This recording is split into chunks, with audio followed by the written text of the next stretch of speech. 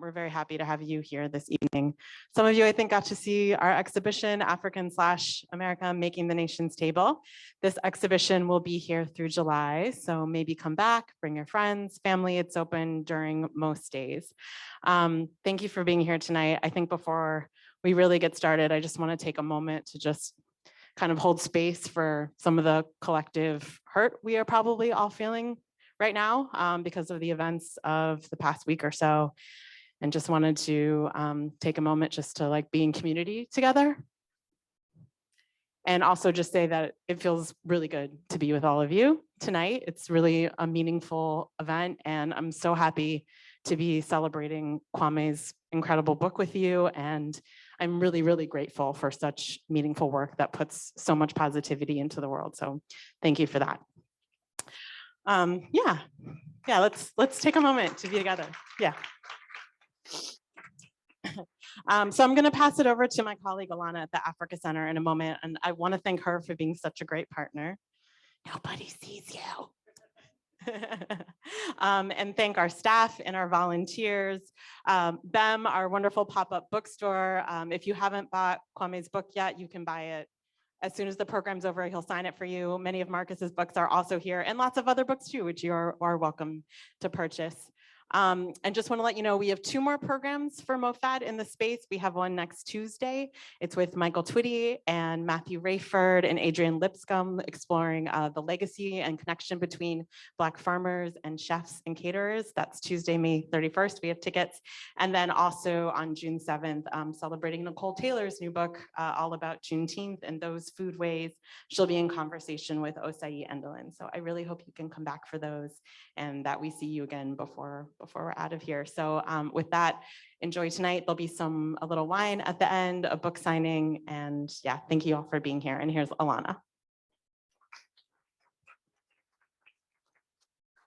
Hi, everyone. My name is Alana Francis Degovaya, and I work at the Africa Center. I'm the Chief Program and Experience Officer, and I just wanted to welcome you to our space.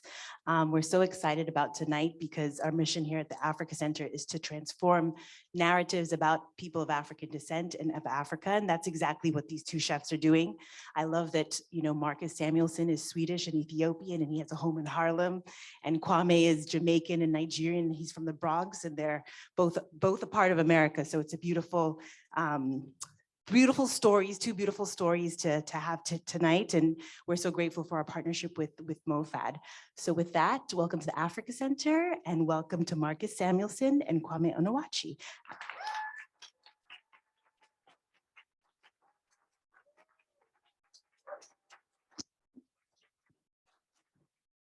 What's up, y'all? How we feeling? How's everybody doing? Good. We gotta do better. How's everybody doing? Good. All right. That's what I love to hear. Thank y'all for having me. How are you, Kwame? Tired. Right? I'm motherfucking tired. Because you and the book has been everywhere. Can we all acknowledge that Kwame has been everywhere? Isn't that amazing? Thank you. Thank you. Yeah, right? I've been good. It's been received. I don't know, like when you put something out into the world, you don't know how it's gonna do. You just put it out there and you do your best. And when you see people really embracing it and digesting it and really understanding what you were trying to do, it only makes you feel good, but also makes you want to keep going. And I think it's because people are seeing themselves in the pages. And, My America is kind of like reclaiming that because everyone has a different version of what America is for them growing up. And this is my version of America. Beautiful. In a year from now, you're going to have the aunties. You're going to have to deal with the aunties. And we love the aunties because they're going to come to the next book signing, the next event, and the book's going to be greasy. And they're going to be like, Kwame, that recipe, it didn't work. That recipe was amazing. And the aunties are right. The recipe developer's not always right. The aunties are right. They definitely are right. You better not argue with them either when they come with the book. Listen. Be upside your head. But, I love that though. And I think it's the same in the restaurant. Like I remember having Kith and Kin, I had suya Brussels sprouts on the menu. And, there's a Nigerian guy's like, what is this? Where's the meat?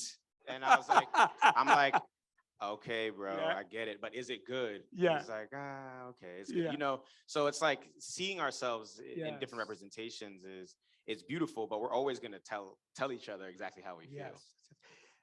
My America, can I just go back a little bit? Because Kwame, you grew up 15 minutes from here in the Yeah. X, Yeah. right? Yeah. And down the street on 115th and St. Nick. Exactly. Yeah. And so when you started cooking with your mother, when you were a sous chef at 6, 7, when did you take over that kitchen at home? It was out of necessity. You know, my mom, you know, she raised us in a one bedroom apartment crib in the Bronx, and very much against the law. She threw me an apron at 5 years old, but I thank her for that, because that chore turned into a passion, and that passion turned into a hobby, and that hobby turned into a career. But it taught me to be an entrepreneur. You know, it taught me how to season my food. And it taught me the beauty of what cuisine can be and how it brings us all together. And I know that for you to be able to turn a big Nigerian guy to vegetarian, to suya Brussels, that is not an easy thing to do. But you know about specifically Nigerian food because you moved there for a while when you were 12, right? What happened? Move is a strong word. Right? I was sent there when I was 10, and then the only reason I went, because my mom told me I was going for 2 weeks. I would have never got on that damn plane if I knew I was gonna be there for 2 years. 2 years. But in those 2 years, you know, I learned a lot. I learned respect. I learned to appreciate the food, not just where it comes from, but just like the food. You know, if I wanted a 10-piece chicken wing bucket, I had to raise 5 chickens, and that took 6 months. So like there was this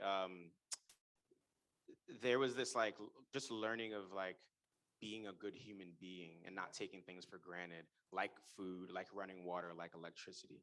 And, you know, I learned so many things. I learned how to like remove stains from clothing by using the sun. You know, I learned how to like harvest palm kernels and make palm oil. So all those things directly correlated to, you know, my profession. And, you know, I definitely catalog that in this book as well. Absolutely. And what I love about My America is that it's true. I mean, you have a lot of different places that you're connected to: Jamaica, Trinidad, NOLA. When you said Jamaica, you said Jamaica, Of course, Trinidad.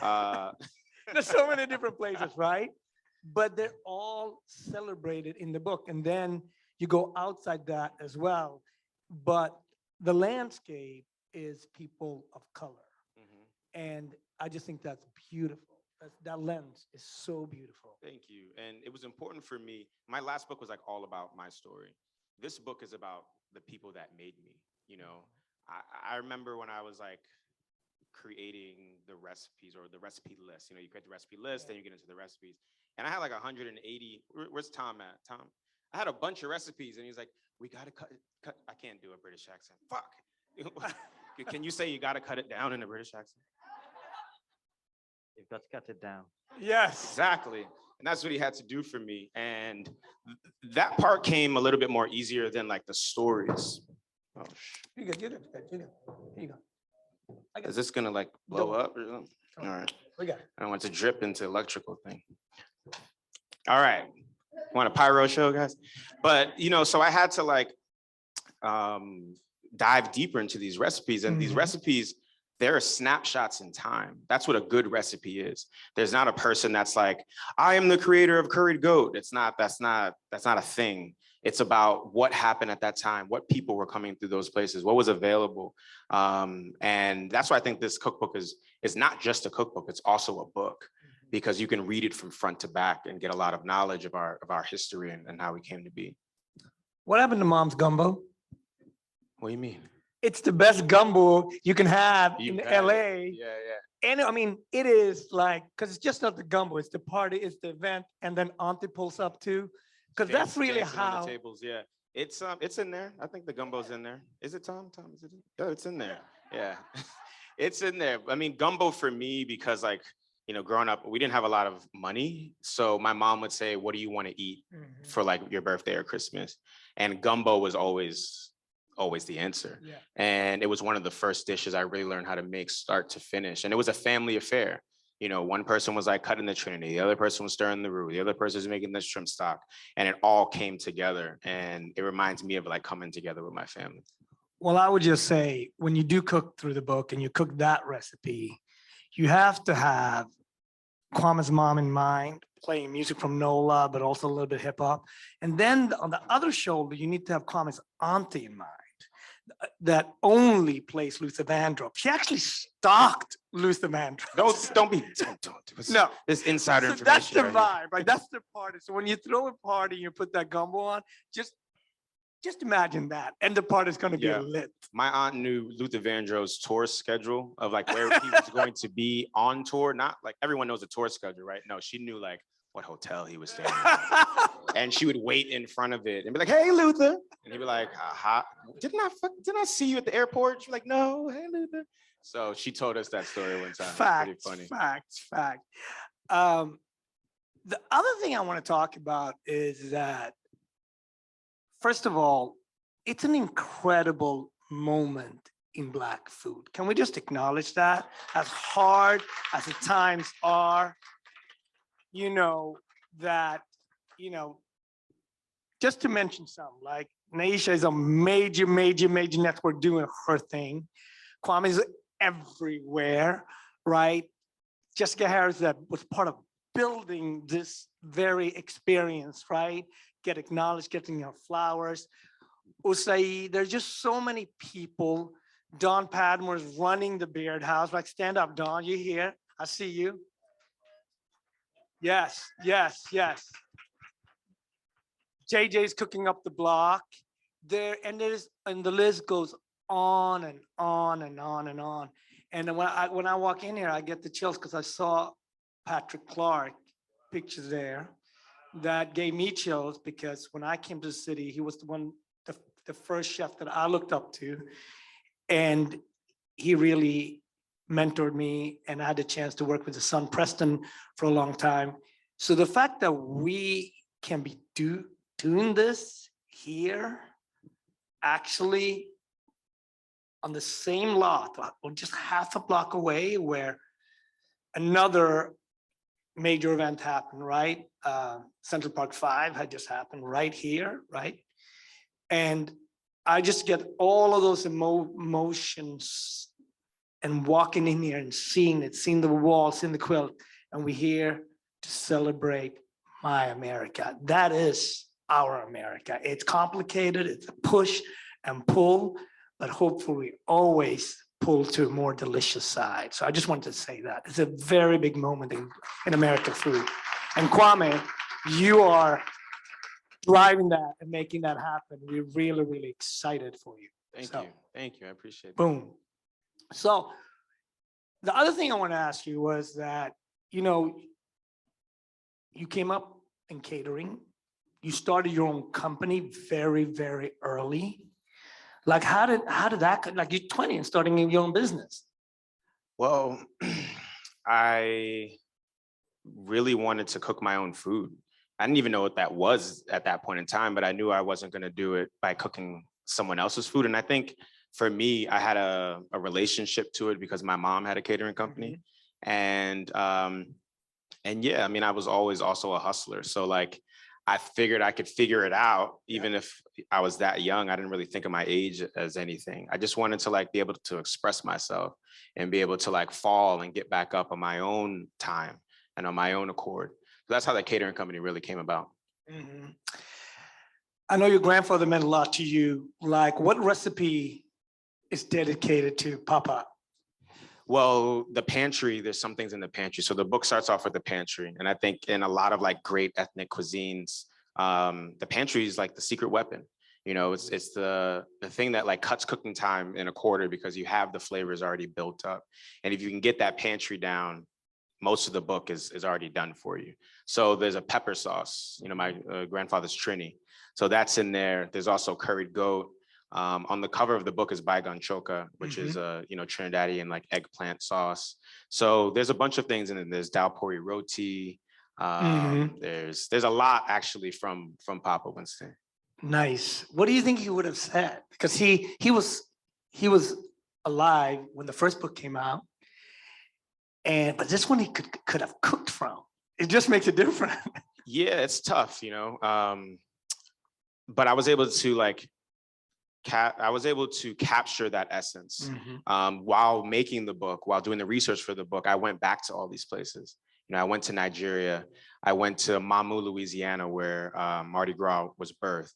And I went to Trinidad and Tobago with him. And we were able to document that. He took me to the canals he jumped over as a kid. He took me to his elementary school he hasn't been to in 60 years. And I was able to eat food that he grew up eating. So I would say that he's proud, but he's in there, he's represented. And, I kept it authentic. That's beautiful. Which one is for your sister? Like Tatiana's got to have a real recipe and a real, she's going to have a precedent. Otherwise she'll be calling you up.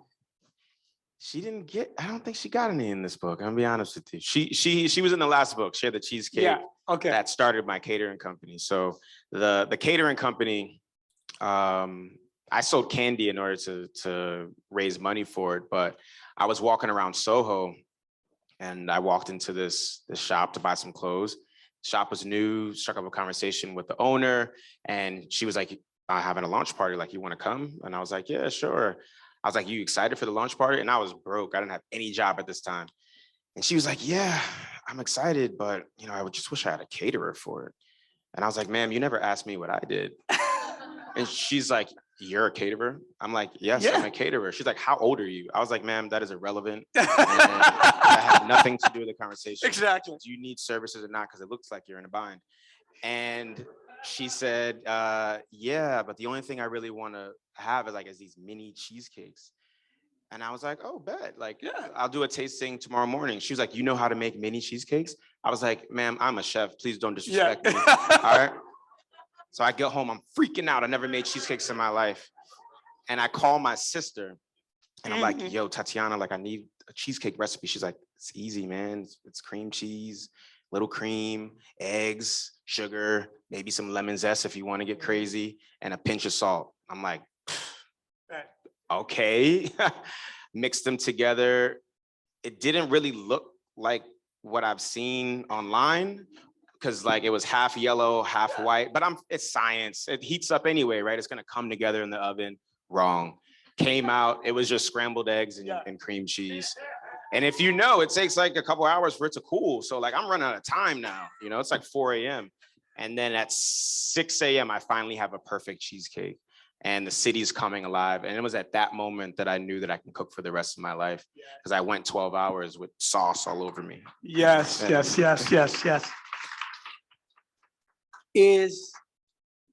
Are the books connected? Did you set it up that when you wrote your first book, did you know okay, the recipe is going to be in my second book? How did you tee this up? I figured since I wrote a memoir so young, it would take a while for me to write another one. So I thought the cookbook was a good follow-up to the first book. And I didn't want to just tell stories just based on my story again. I wanted to do something a little bit different and give a voice to the inaudible. And I wanted a book. I also selfishly wanted this book, I wanted a book I can go to and get oxtails and jerk chicken and curry goat, done perfectly every single time. And I know a lot of people think of that, but I also just wanted to show the version of my America to people. Yes, beautiful. When the pandemic happened, everyone here has a story about it, right? It's very personal, and we all know people. We lost people. We overcame. It's just been hard mentally for all of us, right? Hospitality industry, Black business, open, closed, open, closed. It's been very, very hard. You wrote part of this book during the pandemic. Was this kind of part of healing, or how did you deal with the pandemic for you? Well, the pandemic was tough, I think. Yeah, like you said, for everyone. It was this new normal that everybody was trying to get into. And with writing the book, it was actually very difficult because I was shooting Top Chef during the pandemic. And we were in a bubble. It was one of the only productions, they were testing it out with Top Chef. Yeah. So. Oh, nice to be a guinea pig. Yeah, exactly. So I had, I've already tested the recipes once, but as you know, someone also has to test it again to make sure the consumers get it, perfectly. I'm in this bubble, you know, filming a show, my recipe developers across the country. So I would go on Top Chef, judge, you know, 13 different dishes, and then have to, well, as soon as I got to my hotel room, there'd be a giant box waiting for me of all my food. And I would have to taste through all of those things again, send notes, send things back. So it was a lot. But in going back to these places, you know, especially the Bronx, I documented at the end, it was just like, damn, it's not the same, you know, and all these Black businesses were closed. So like the lifeline and the pulse of the city was not there anymore. And it made me sad because I was walking around, you know, with my co-author, and I was like, okay, it's gonna be dope. You're gonna get up the train and there's gonna be music playing it. Oh shit, you know? And it was like that everywhere we went, or businesses had signs up saying closed forever. And it was tough. But I think the restaurant industry really banded together during that time. I think people garnered a greater appreciation for the restaurant industry and realized that, you know, we are first responders because everyone has to eat. And, you know, I can see a better future for us. I remember when you went up to the Bronx to volunteer and help out and just doing stuff in your own community. I remember, you know, when we were serving at Rooster, everybody's like, oh, that's so nice. That's actually, it was healing for me. Oh, yeah. You know, so when you come to the Bronx and do it, it's not just you handing out food. So for me, it was like, that's kind of like when the switch went for me of like how I'm going to continue cooking. Because it was the first time, like I remember I went back to this small restaurant in the Bronx and helped them open back up. And we were pumping out food for like 2,000 people a day, just free food, just line up if you need food. And it was the first time in a long time I cooked something. Like I cooked curry chicken and like rice and peas and plantains, and I gave it to the person. They were like, thank you. And I think I was waiting for them to be like, the nuances of this curry isn't really great. And I was like, oh, it's coming. No, but they were just like, they needed food. And I think we forget that like food is actually sustenance, that what we do is a luxury. And, you know, restaurants want to talk about being the heartbeats of the community. You can't be the heartbeat of the community if you're just selling $28 crudos with no mission and not giving back in any way. So that's where the switch went for me, that everything I do has intention. There's always a philanthropic arm, because what we're doing is it's entertainment, and food is actually sustenance, and we should never forget that. Yep. Nice. One of the cool things with a book tour, and you really reinvented what a book tour can look like, right? And I think it's very inspiring, right? Because everybody's trying to figure out, got my book coming out, how I'm gonna do it. And you were in multiple cities at the same time, and you did some of them virtual and you did some of them in person, right?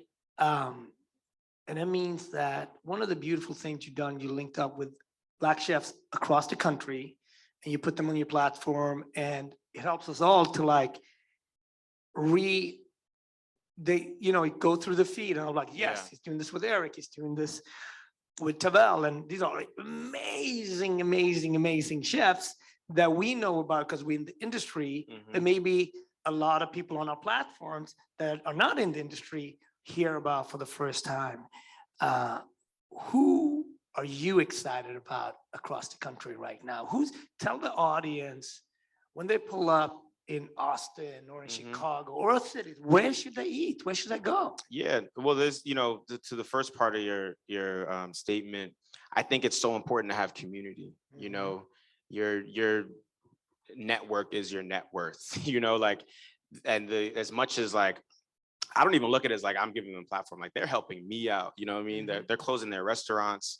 They're on a Friday to do a book tour dinner. You know, like, and that shows that we can be so much stronger together, you know, like, because they're probably also thinking like, shit, when my book come out, this motherfucker better open up this restaurant for me, God damn it, you know. Remember The Hustler? But you know, but I think that's what it's about. There is that give and take, that we can also all thrive together, and it doesn't have to be this, you know, I have to beat you mentality at all. And, you know, across the country, there's so many restaurants to name. There's so many. The chefs that I'm cooking with are Tavel out in Austin, you know, Eric Williams in Chicago, Tiffany Derry in Houston, Chef Ope and Tiffany Derry in Dallas, Chef Ope in Houston. I think I'm missing some. Yeah. I haven't slept in 4 days. Yeah. No, but it's awesome. And Opus Business is brand new. It's basically a year in, so that's Yeah. great. And I just feel like it's working. It goes back to that thing, right? Because as you know, as we all know, cooking, it stems out of domestic. And for so long, Black people did so much of the work and got not any of the roses. And now to be able to see this nationwide, and when America does it, it changes it for everybody, right? Like I get so many different comments from young Black chefs in Europe. It's like, wow, what is the community like? What it's like? And I was like, it's very special, Yeah. you know? And I want to talk about that because in August, there's an event in Virginia. What is it about? Tell me about it. So it's called the Family Reunion. Yes, I mean this is like no. That's a big deal. It's a 4-day food conference in Middleburg, Virginia. You know, I've partnered up with Sheila Johnson, who owns a Salamander Resort and Spa, and I wanted to create a food festival that celebrated Black and Brown contributions to the food industry, because I don't think you can talk about American food without talking about West African food, just like that direct correlation. There's so many ingredients and recipes and people and culture that's influenced it. But I haven't seen many food conferences that specialize in Black foodways and also doing it like at a very, very high level. And we can also have nice things too. So that's why I created that. Absolutely. But it's a reunion, you know, everybody gets together. We do panel discussions, we do breakout sessions, you know, we have block parties and Jamaican dance halls.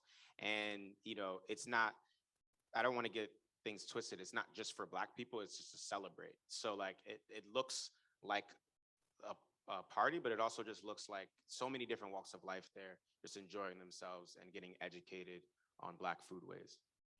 And networking, right? We need places to network. One of my favorite weeks of the year is when we do Harlem Meetup, and not just like I watch it and then I just pull back and I watch everybody's just networking, talking, hanging out. I was like, it's just so important for us to have hubs where we can standardize, normalize, get together, aspire, the link between inspire and aspire, right? And it starts at get-togethers like that. So it's absolutely amazing. So we got a huge, beautiful audience. We got mics. This is not going to work without you guys. I'm sure everybody has questions.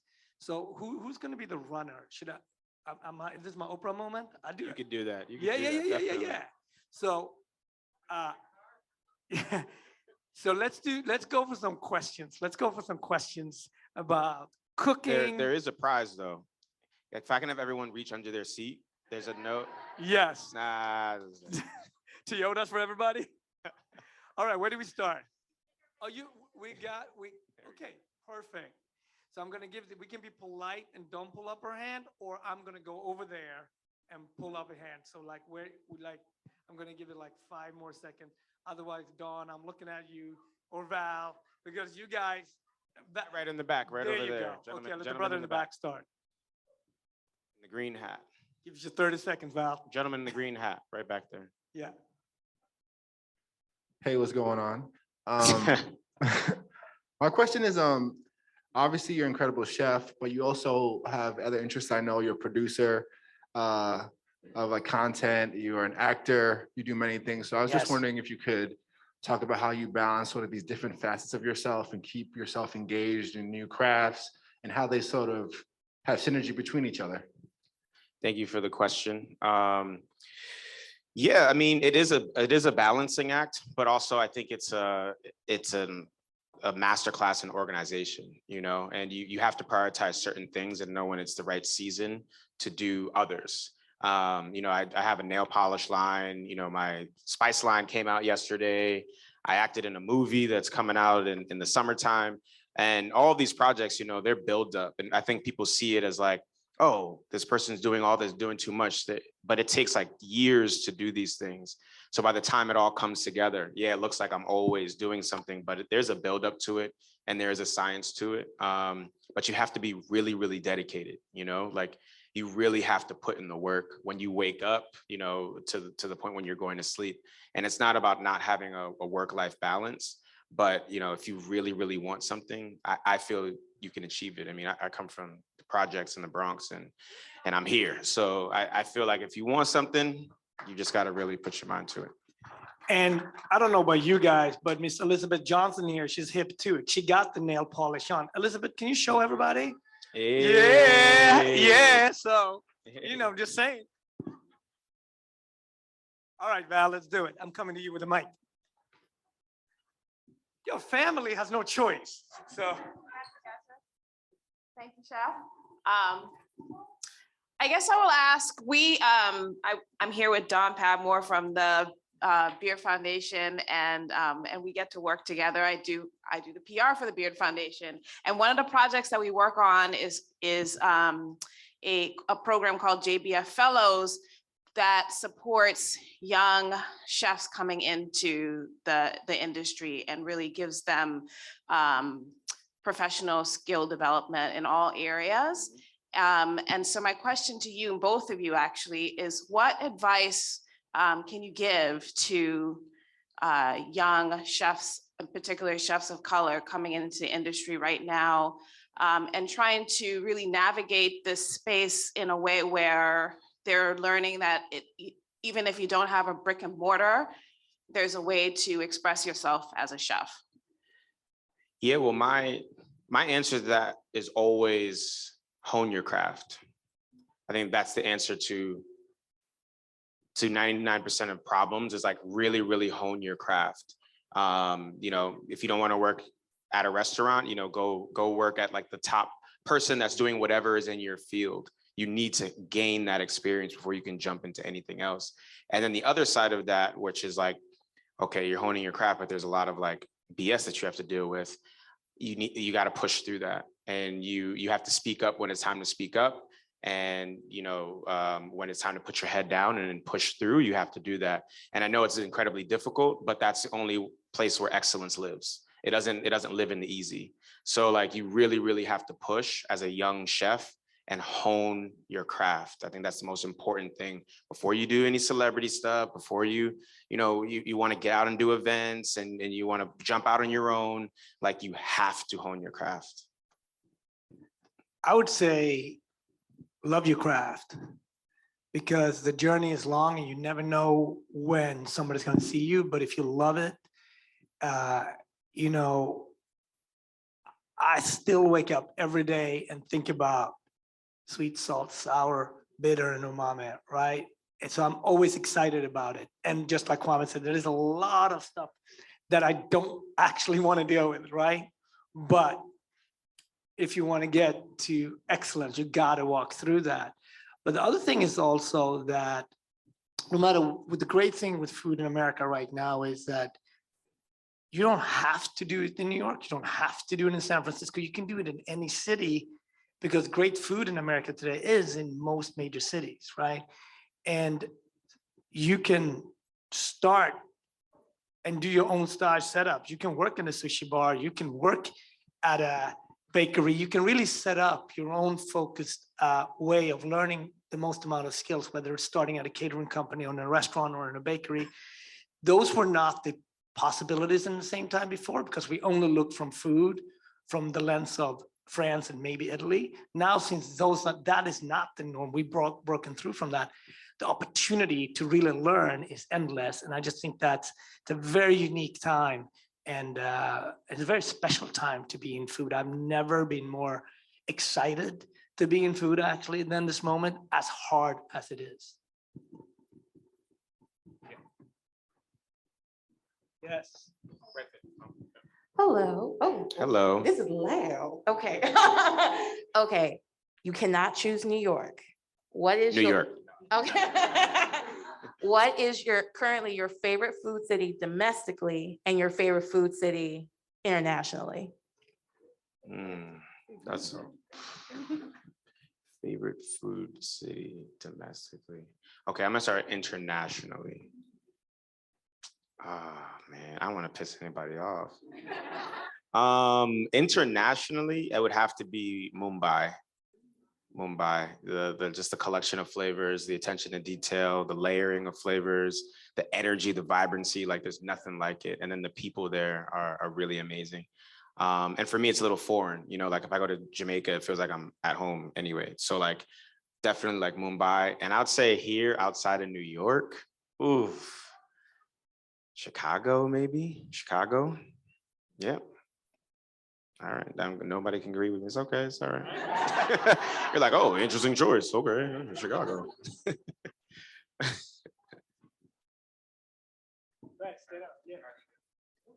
already got the mic. What's up? So my question, two questions. First off, I know that chefs tend to like have something very, very simple, like their go-to comfort food that they make for themselves at home. So I want to know what that is for both of you. And then my next question is sort of like to that pantry point, what are your sort of umami secret weapons, particularly from the West African tradition? Because we all know about shiitake and kombu, but like, what are some of those hacks that you have in your pantry that you'd recommend that we have in our home? Yeah, my go-to meal at home is microwave popcorn because there's no dishes, you know, it's ready in 2 minutes, it's hot, it's so good, and it's sustainable, you know.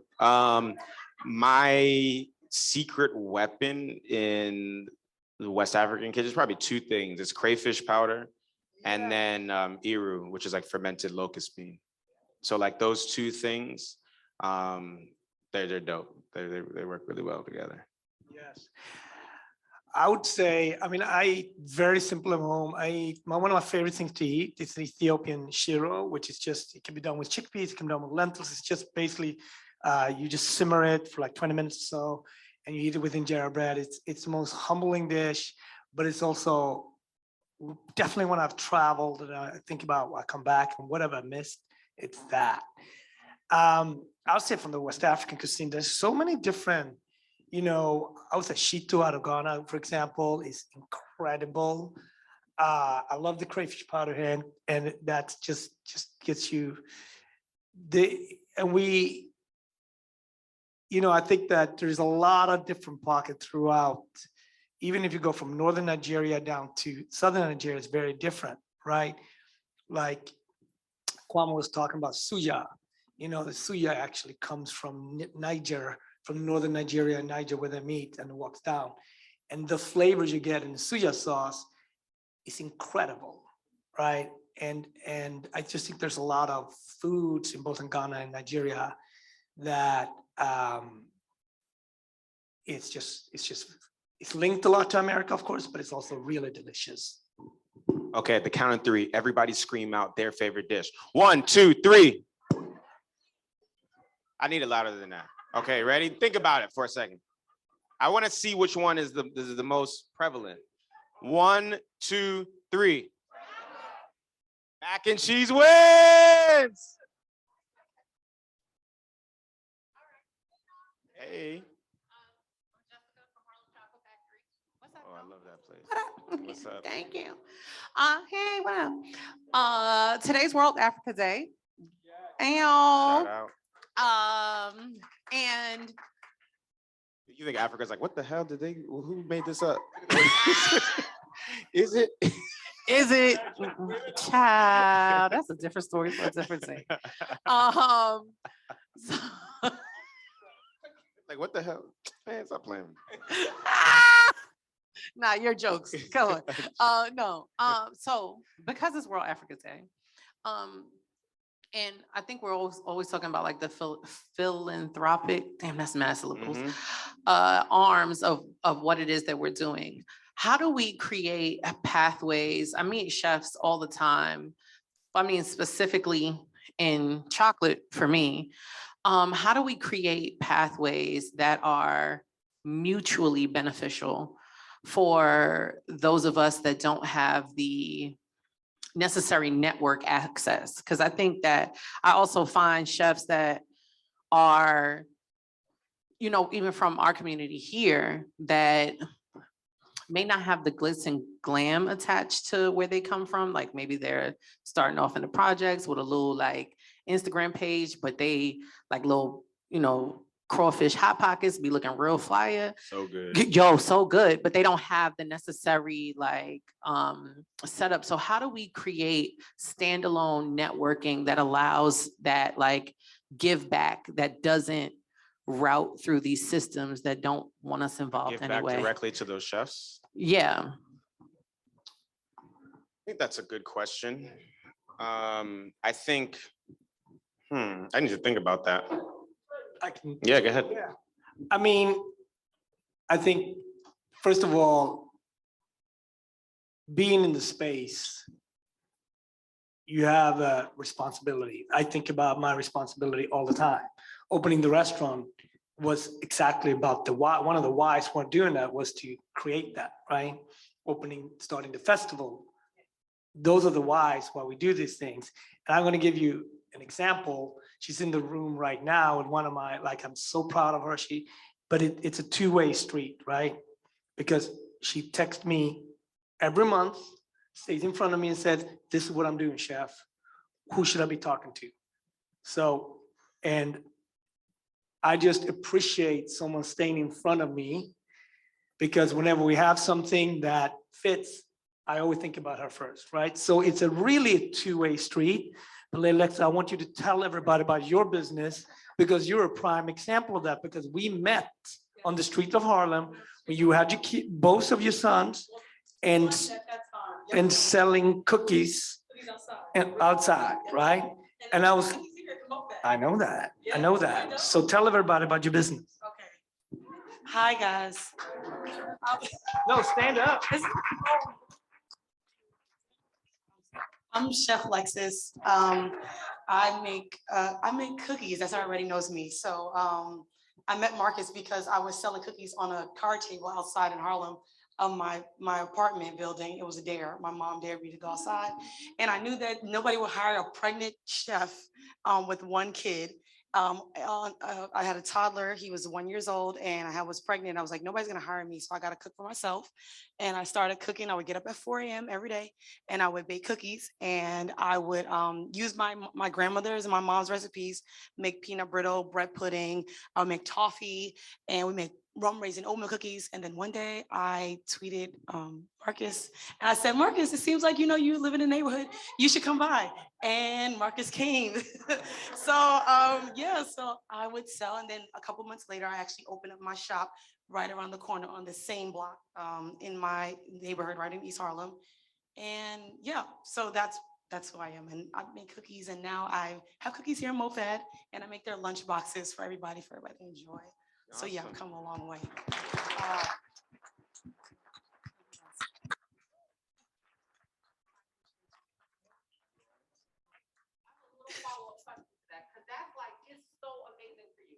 How do we connect with older chefs to encourage them to do that, to be that encouraging, to not immediately write off someone younger who's Well, if I say from my point of view, you just keep going. Like, I never stopped.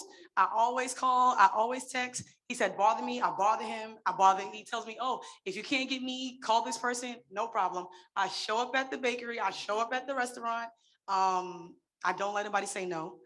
That's how I got Shake Shack. I don't let anybody say no to me ever. It's no right now, but that doesn't mean no tomorrow.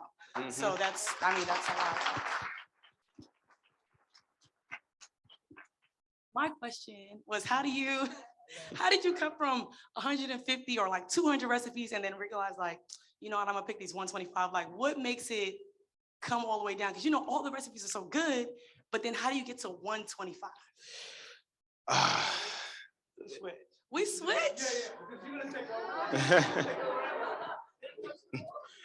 Hello. Kwame. Okay. I'm Lexus. Nice to meet you. It's a pleasure to meet you. Can't wait to try our cookies. Yes. What flavors do we have today? We have Bene brittle, Bene seed cookies. So they are from, the original seed is a Bene seed. That came from West Africa. So that's why it come here as a sesame seed. So I figured that if we make sesame seeds here, we would know our roots back. Mm-hmm. So I got a Bene seed. That's awesome. I can't wait to eat one. Even nice little logo. Yeah, it's come beautiful. A long way. It's beautiful. Yeah. You should be proud of yourself. Thank you. How do I cut down the recipes? It's a process, you know, writing a book is a process. I think we actually wrote out a bunch of them, and then it was like, okay, let me just get like the best ones out of that 200, and also ones that are cohesive, because the 200, when you just write them all down, 30 of them are desserts. Okay, we don't need to have 30 desserts in here. No offense, like, you know what I mean? I might need 30 desserts. in the savory, in this book. Or there was like 30 chicken recipes, Okay, you know that's what a I mean? bit And much. like 5 beef. So then we had to like balance it out to make it a cohesive book. So it's a process. And then I don't do it alone. You know, we got Tom over there, you know, remember Tom? And you have people that eat. That's People cool. that eat, recipe testers, recipe Yeah. developers, and things like that. That sounds good. I'm glad to talk to you. Oh, it was great talking to you. Everyone give it up for. Yes. And Kwame, there's so many young chefs out here. Chef Sakari is here as well. Come up and say what's up to Kwame. Yeah. Tell us about what you do. You know, tell us the whole thing. Sure. Thank you. First off, hey everybody, how y'all doing?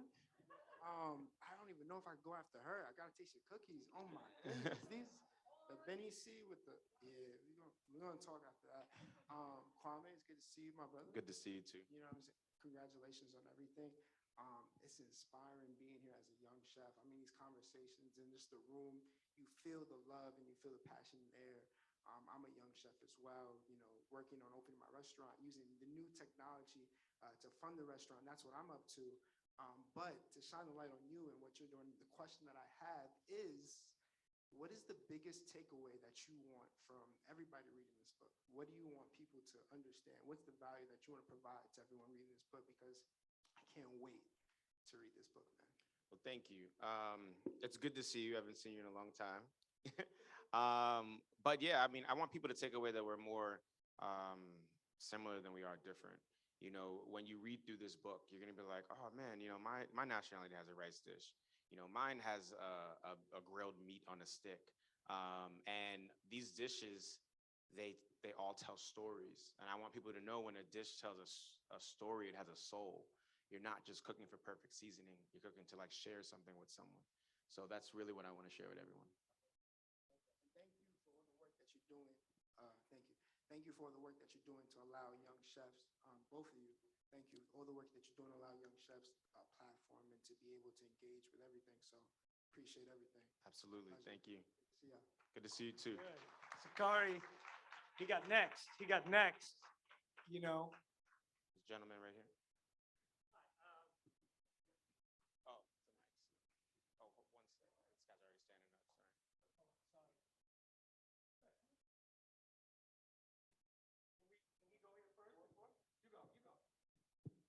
I was working in Manhattan restaurants in that transitional era between Italian and French chefs and French-oriented restaurants, and the emergence of American chefs, Boulet, for example. And I know you guys went through some of those 3-star type restaurant experiences coming up. And it was brutal. The chefs, the sous chefs were really nasty, nasty people. And my question is, when you got your own restaurants, did you manage your staff in a different way than just like beating the shit out of them, or?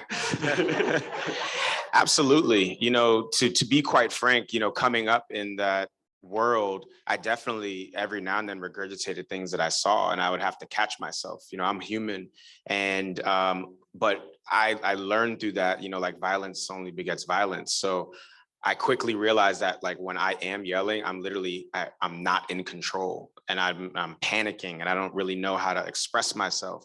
And you know, that's why I wrote on my hand in permanent ink, tattooed, the word breathe in my own handwriting. So every now and then I'd be like, okay, chill out. Like we're not on the operating table, we're cooking dinner. And so no, I don't run my kitchens that way, because those kitchens taught me great techniques, but they also taught me how not to lead at the same time. So yeah, to answer your question. I've been yelled at every in Japanese, in French, in German, and it feels about the same. It's no different. But if you're gonna get yelled at as much as I've been, being yelled at a 3-star Michelin restaurant kind of feels better. But other than that, it feels the same. But you know what I learned from the journey was really, there was 2 things I never saw: people of color and women. And it was very confusing to me, because the people who taught me my grandmother and a lot of my older sisters. So, but it also made it easy, right? Once I became a chef, I hired majority women and majority people of color. And, you know, I admire the skills of those French chefs. I didn't admire them from the other stuff that happened, right? And also, I didn't have even time to focus on that. We were so busy. Chef King and we worked together forever. Shout out Chef King is over here. So we were 23, 24, we were coming up ourselves. So like we didn't know management skills. Like that was not something that I knew at that point, right? Because I was growing up at the same time with my line cooks. But I do know that setting an environment where just screaming and shouting, it's just not my vibe. You know what I mean? It's just not who I am. But do I get upset? Of course I get upset, you know? Yes. Hi, my name is Ayarulba. I just want to thank you, Kwame, for being here and being who you are. I'm from the Bronx, raised by Nigerians. That's what's up. Reading about your story and watching it on TV is just an amazing experience to see our food getting put on the map. Thank you. I love cooking. I love food. I love eating from Black restaurants and Black chefs. I don't think being a chef is my calling, but one day I hope once I get my money up, I'm a law student, to open a restaurant. What advice do you have for people who don't necessarily want to be chefs, but want to stay involved and support Black chefs and Black cooks to get more involved and more engaged in the community? I would say, you know, to do some do research on it, you know, in whatever cities you're in. There's plenty of information out there on like where Black chefs are at and what they're up to. So it's like really like trying to keep your finger on the pulse. But there are things like, you know, Harlem Meetup, which definitely highlights Black chefs. There's the family reunion that highlights Black chefs. There's a resurgence. There's of kind of like reclaiming our foodways right now and not being apologetic about it. So I would really just like try to like do as much research as you possibly can and try to eat outside your zip code whenever you get a chance to. But you also have a skill that is needed by, for example, right? Hiring a lawyer when you're starting a business is expensive. You like food. In this room, there's young emerging businesses. You should speak to Sakari, you should speak to because, you know, they're gonna have lease issues and legal stuff that they may or may not be able to want to, you know, pay to a law firm, right? So in coming to an event like this, you have a skill that we need. So I would say print up those cards, connect, whatever, DM, whatever you guys do, stay connected because you will eat well. That's all I can say, right? You will eat really, really well. And I really mean that because, you know, the way we're gonna build, if you think about that wall, right? And I'm so excited about it because it builds, each one of them have 100 people behind them that did not end up on that wall, but were part of the journey. And trust me, law is always needed. People that are allies that want part of the community, whether it's finance, whether it's whatever the industry is, we need it. And that's really how it is in the community. Volunteer at the James Beard Foundation, right? Stuff like that. So you will open your restaurant and we will come and support it. And the journey between now and that opening, it's on you what you do with your extra time. Can't wait to see it.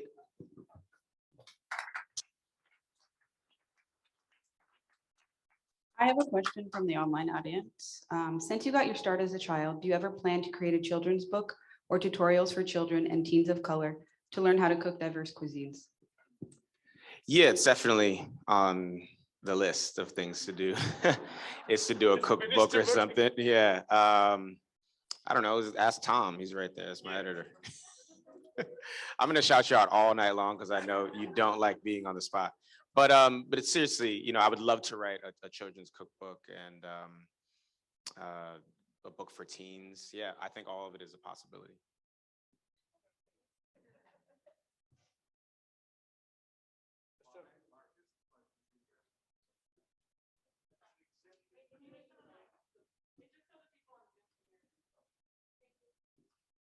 Hello, guys. Thank you so much for having us. Honor to be here with both of you. As an executive producer, how do you come up for Food and Wine, and how do you come up with ideas? How do you find new talent, and do you look online, or what is that process like to come up with new ideas and have fresh stuff every month or however often your content's coming out? I mean, I like to just take inspiration from everything. You know, I think stories are all around us, and you know, you just got to stay inspired, and you got to be a sponge, and you got to listen, and you got to talk to people. The way my creativity works, it can go and it comes in spurts. You know, it could be on the way home from here tonight, thinking about how I was with everybody and cookies and things like that. So I think it comes from so many different places, but I also try to think about what's missing. You know, that's the question that I ask myself. Like, I don't like to do things that other people are doing. So I'm like, what can I do that will scare myself, you know? And if I can answer that question with anything, it doesn't have to just be in the food space. It can be in fashion, it can be in film and television. That's what really gets me excited, is doing just a little bit better every single day. And then when you look back, you have this incremental growth. So it's just like trying to just go against the grain and not being afraid to fail. You're welcome. That's awesome. Great. And they're cutting us off here. They cut us off. So I'm back on. Well, Kwame, I learned so much from just hanging with you, talking to you. And I think it's really important that, you know, like, it shows you inspire so many different people. You take chances, right? And I think, you know, we all want to take chances. We all want to try things. And I love that about you. You live it to the fullest, right? When you told me, like, well, I'm in Montreal, I'm doing this acting thing. I was like, what? And not to put you on the spot, but I have a feeling you're going to put me on the spot. We here. And I know you're a good rapper. Oh, we're not doing it? No, we're not doing it. Okay. I'm also not going to perform a scene in a movie right now. I tried at least. I tried, but I heard it. Kwame's an amazing rapper. And whenever he's ready, he's going to put it out. Mixtape coming soon, baby. Mixtape coming soon. Coming soon. Okay. I thought I went You that thought you, way. yeah. No, okay. We're saving that. That's for the after hours. Yeah. Yes. All right. You can't blame me for trying, right? I can't. It was a good try, valiant effort, yeah. I love it. Now, one other thing that I thought was great was, you know, like, everyone is very regional with their food, right? And when somebody is doing something, and, you know, one day in Food and Wine, maybe 2-3 years ago, Kwame had this very simple but delicious thing. It was like potato chips recipe with berber. And I was like, whoa, our spice is now used outside our core community. Of course, it's everyone's community, like in terms of loving berber. And I thought that was such a big moment for us, because at the Ethiopians, I remember the first time we brought Ethiopian food into Top Chef. And the amount of comments you get is like Ethiopian aunties saying, you shouldn't do that. They don't know how to cook Ethiopian food. And then you get the other people saying, that was amazing to see it. And I just love that moment of Ethiopian spices being in, and you know, now there's a lady or a guy in Michigan cooking with berber, right?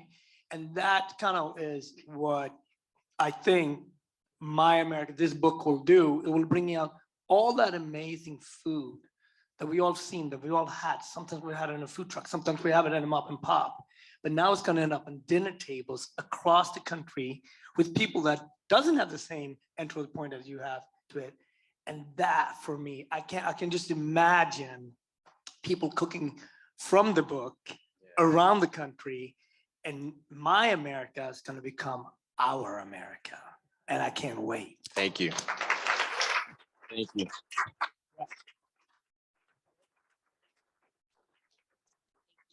Thank you so much to both of you. Thank you, Marcus, for being very African diaspora in your moderating of this panel, making it call and response and bringing people on stage. So thank you so much. Thank you, Kwame. Congratulations on your book. And thank you for reminding me that I forgot to say Happy Africa Day, because it is Africa Day, which is a very important day at the Africa Center. So happy. Okay. Yeah, I don't really have much more to say, so it's fine that the mic was cut off. But thank you so much for coming. Thank you to MOFAD for this partnership. And please come back to the Africa Center again, and I'll hand it over to Sari. Oh, and also, Kwame, I'm also half Trinidadian and Grenadian. I'm sorry I didn't acknowledge your Trini part. I just said Jamaican. Okay, but yeah, here's. They got the book. Yeah, so speaking of the book, we're gonna set up a little signing right here, but we just need a minute to get it together. So if y'all wanna go grab something to drink and just take a second over there and then come back, and Kwame will be there. And also the whole bookstore is open, so go enjoy, have fun. Big shout out to everybody for coming out. Thank you so Thank much. you And for big being up here. Kwame one more time. Big up